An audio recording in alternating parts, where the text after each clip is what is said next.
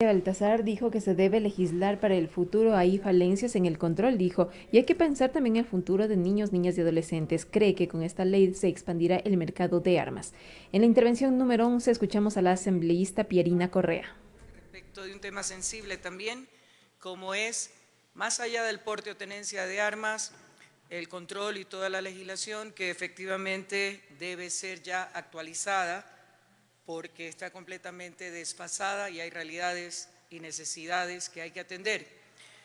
Respecto de esta propuesta, debo indicar en resumen que el proyecto de ley tiene 76 artículos, 9 disposiciones generales, 8 disposiciones transitorias, 2 disposiciones derogatorias, una disposición final, en total 96 artículos. Me voy a referir puntualmente a unos pocos. El artículo 68 del proyecto dispone la destrucción de armas, municiones y explosivos que hayan sido decomisados por la autoridad de control por no haberse demostrado la titularidad de los permisos y autorizaciones durante el proceso investigativo. Sin embargo, el Ejecutivo ha planteado dentro del último proyecto económico urgente llamado para la recuperación de activos de origen ilícito y transparencia en la contratación pública lo siguiente. Artículo 66. Sustitúyase el artículo 18 de la Ley de Fabricación, Importación, Exportación, Comercialización y Tenencia de Armas, Municiones, Explosivos y Accesorios por el siguiente. Artículo 18. Toda arma de fuego, munición, explosivo y accesorio o materia prima cuya importación, introducción al país o tenencia no estuviese facultada por esta ley o se hubiese utilizado en delito flagrante, será incautada, confiscada o decomisada y remitida al Cuarto Departamento del Estado Mayor del Comando Conjunto de las Fuerzas Armadas. Es decir, las armas de fuego, munición, explosivo, accesorio, incluso materia prima que haya sido incautada, confiscada o decomisada, pase al Departamento del Estado Mayor del Comando Conjunto de las Fuerzas Armadas. De la misma manera, el Ejecutivo extiende la incautación, confiscación y decomiso en caso de delito flagrante. Por lo tanto, la idea del Ejecutivo no es la de destruir los bienes que hayan sido incautados o decomisados. Por el contrario, consiste en que estas armas, municiones, explosivos, accesorios y materias primas, inclusive las decomisadas en delitos flagrantes, sean utilizados por las Fuerzas Armadas, algo que resulta lógico cuando continuamente estamos hablando de lo bien equipados que están quienes ejercen la delincuencia y los grupos de delincuencia organizada, mientras que la policía y las Fuerzas Armadas carecen en muchas ocasiones de lo más elemental. Por ello es necesario que la Asamblea Nacional llegue a un consenso con la idea del Ejecutivo para establecer, si es necesario, que las armas, municiones, explosivos, accesorios y materia prima no se destruyan y pasen a manos del Estado, que es lo que ya se ha mencionado aquí anteriormente, pero que hay que intervenir en la propuesta de ley presentada y que estamos debatiendo. Es necesario indicar que de aprobarse la propuesta del Ejecutivo en el proyecto económico urgente, recuerden que se trata en 30 días, por lo tanto su trámite es más rápido que el normal de una ley, se reformaría la ley vigente actual, todavía vigente actual.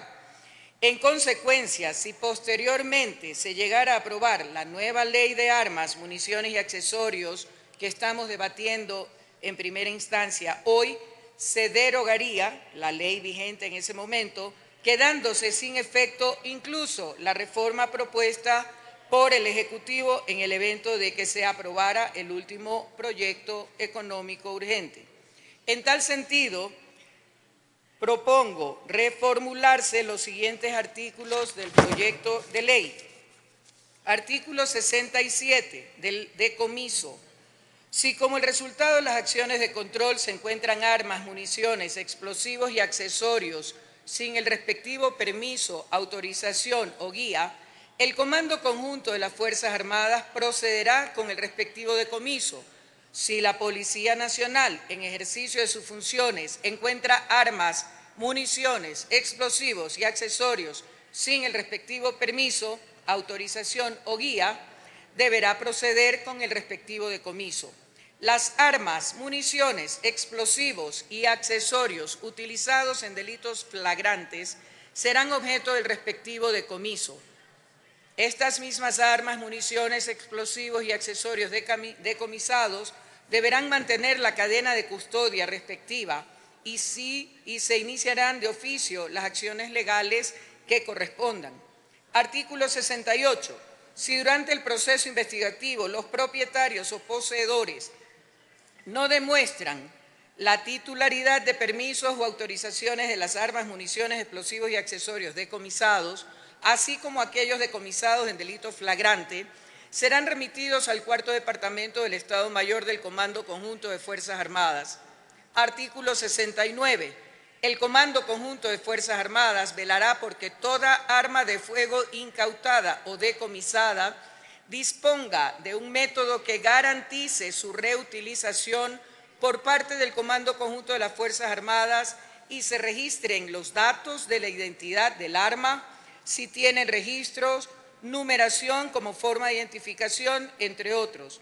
Se contará con una base de datos adecuada que sirva para procesos de investigación judicial. Artículo 75. En el título quinto del proyecto se trata de establecer las infracciones y sanciones administrativas por el incumplimiento de las disposiciones contenidas en el proyecto. Esto independientemente de las sanciones y penas previstas en el Código Orgánico Integral Penal. De esta forma, el artículo 75 determina lo siguiente: infracciones de carácter administrativo, sin perjuicio de lo previsto en el COIP, las personas naturales y jurídicas que incumplan las disposiciones de la presente ley y su reglamento, incurrirán también en infracciones de carácter administrativo que se establecerán en el reglamento de esta ley.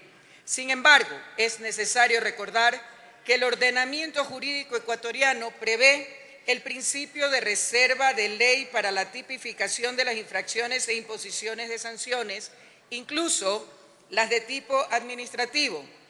El artículo 76, numeral 3 de la Constitución de la República dispone: en todo proceso en el que se determinen derechos y obligaciones de cualquier orden, se asegurará el derecho al debido proceso, que incluirá las siguientes garantías básicas.